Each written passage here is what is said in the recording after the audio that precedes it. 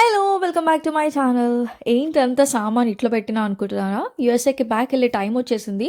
So, నా stuff, వాడి stuff ఎక్కడెక్కడో ఉంది అంతా తీసుకొచ్చి బయట పెట్టి సూట్ కేస్‌లో కొంచెం కొంచెం అలా పెట్టినా. సో, రేపు ఫ్లైట్ అనమాట. సో, ఈరోజు స్టార్ట్ చేసిన ప్యాకింగ్. సో, పైనే పెట్టినా ఎందుకంటే యాక్చువల్ డే రోజు మనం ఎక్కువ ప్యాకింగ్ ఉంటుంది. ఫుడ్ అవన్నీ ఎక్కువ పెట్టే ప్యాకేజెస్ ఉంటాయి కాబట్టి.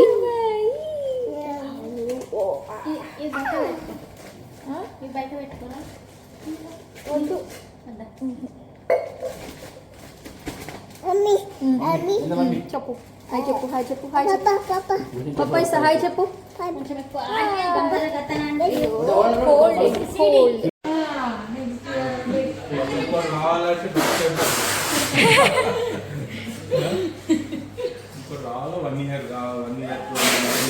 ఉండాలా అయితే కదా కొంచెం My ball, not that is yours, not mine. This is mine. I got it. I got it now only for 1 rupee. Blue colour అంట నీది బ్లూ కలర్ అంట. నేను తిన్నా ఫస్ట్ నేనే తిన్నా, 2 తిన్నా మంచిగా. అయ్యో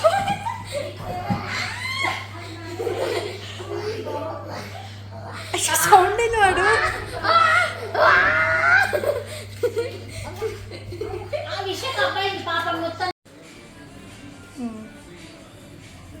లాస్ట్ డే ఇన్ ఇండియా. మా పిన్ని వాళ్ళు, మామయ్య వాళ్ళు అందరూ వచ్చిండ్రు. ఆర్యన్ అయితే చాలా హ్యాపీగా ఉన్నాడు, ఎందుకంటే విశ్వ కూడా వచ్చిండు కాబట్టి. ఆర్యన్కి విశ్వ అంటే చాలా ఇష్టం, మా మామయ్య కొడుకు. So coming to the topic again, packing అనమాట. సో ముందు డే నేను ఏం చేశాను, నా సామాన్ అంతా ఒక్కొక్క రూమ్లో ఉంటుంది కదా, అంతా తీసుకొచ్చే దగ్గర పెట్టుకున్నా. అండ్ ట్యాగ్స్ ఏవైతే ఉంటాయో అవన్నీ తీసేసి మామూలుగా సూట్ కేసులో పెట్టుకున్నా. అండ్ వెళ్ళే రోజు ఆఫ్టర్నూన్ 3 o'clock మళ్ళీ ప్యాకింగ్ స్టార్ట్ చేసినాం అనమాట. లైక్ స్వీట్స్, పికిల్స్ అవి ఇవి తీసుకెళ్ళేటివి ఉంటాయి కదా, అవన్నీ మళ్ళీ సూట్ కేసులో పెట్టినా. నేనేమనుకున్నా, వెళ్ళేటప్పుడు నేను ఓన్లీ 2 సూట్ కేసెస్ క్యారీ చేసిన according to the airline rules. So మళ్ళీ నాకు ఇండియా నుండి యూఎస్కి వచ్చేటప్పుడు 4 సూట్ కేసెస్ ఉన్నాయి. నాకు సరిపోతుందేమో అని అనుకున్నా, బట్ ఓవరాల్గా 6 kgs ఎక్కువైపోయింది. అప్పుడు అసలు స్టోరీ స్టార్ట్ అనమాట. అసలు ఇప్పుడు దీనిలోకి వెళ్ళి ఏది తీయాలి, ఏది అవసరం లేదు అని. ఆ మూమెంట్లో నాకు ఎవ్రీథింగ్ ఈజ్ అవసరము, నీడెడ్ అని అనిపిస్తుంది కదా, ఎవరికైనా అంతే. పెట్టడం చాలా ఈజీ, తీయలేము. ఇది ఇప్పుడు నాకు ఇప్పుడు అవసరం లేదు అని చెప్పి తీయలేదు. బట్ ఏం చేస్తాం, కొన్ని తీసేదా, బికాజ్ ప్యాకేజ్లో మళ్ళీ ఎప్పుడైనా పంపిస్తుందిలే మమ్మీ అని చెప్పి. అట్లా ఒక 4-5 సార్లు దాంట్లోకి వెళ్ళి తీసి దీంట్లోకి వెళ్ళి తీసి వెయిట్ చెక్ చేసి ఫైనల్గా 6 o'clock అయితే ప్యాకింగ్ అంతా కంప్లీట్గా అయిపోయింది. అప్పుడు చూడు,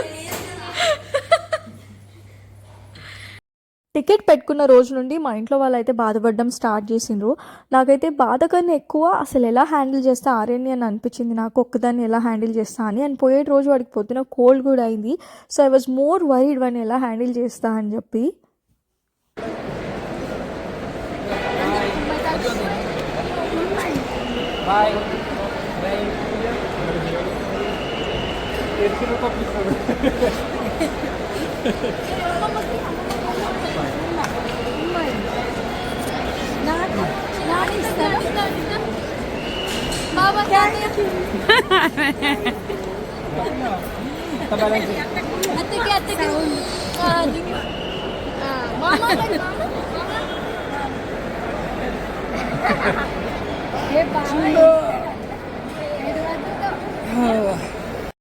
అలా హెవీ హార్ట్తో రిటర్న్ అయిపోయినాము. బట్ ఈసారి చాలా మెమరీస్ నాతో పాటు బ్యాక్ తీసుకెళ్తున్నా. ఒక 11-12 years తర్వాత కంటిన్యూస్గా మా వాళ్ళతో 2.5 months ఉన్నా.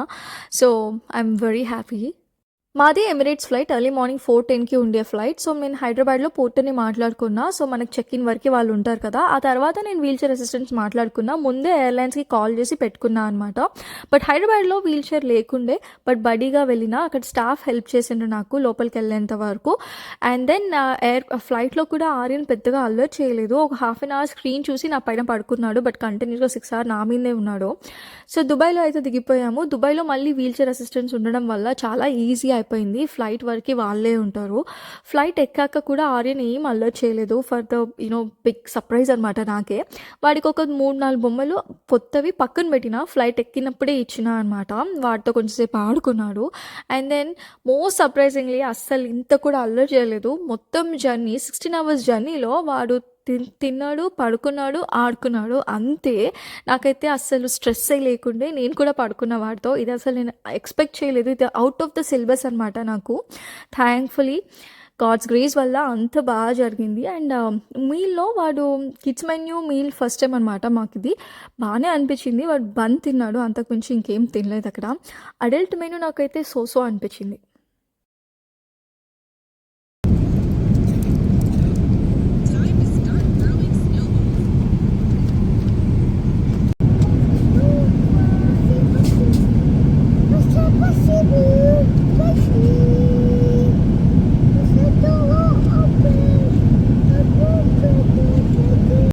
ప్రీవియస్ టైమ్ ఎమిరేట్స్‌లో జర్నీ చేసినప్పుడు ఫుడ్ బా నచ్చింది. బట్ ఈసారి ఎందుకో యావరేజ్‌గా అనిపించింది. అంత పెద్ద ఎక్కలేదు.